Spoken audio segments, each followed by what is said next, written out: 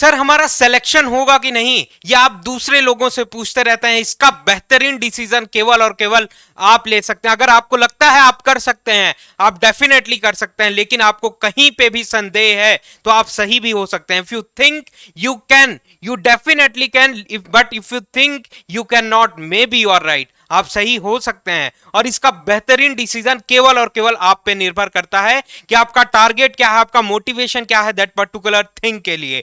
और अगर हम लोग बात करें कि किसी भी चीज को अचीव करने के लिए जो कंसिस्टेंसी है वो मैटर करती है, आपके टारगेट को अचीव करने के लिए आपकी कंसिस्टेंसी मैटर करती है। आप किसी दिन 10 घंटे की पढ़ाई करते हैं, किसी दिन 15 घंटे की पढ़ाई करते हैं, तो ये कंसिस्टेंसी हम लोगों को रेगुलर मेंटेन करना है। आप 6 घंटे ही पढ़ाई करिए, लेकिन रेगुलर बेसिस पे करिए, ये ब्रेक नहीं होना चाहिए। कंसिस्टेंसी इज द की, किसी भी चीज को, किसी भी टारगेट को अचीव करने के लिए। तो आपका मेन फोकस्ड पॉइंट कंसिस्टेंसी में होना चाहिए।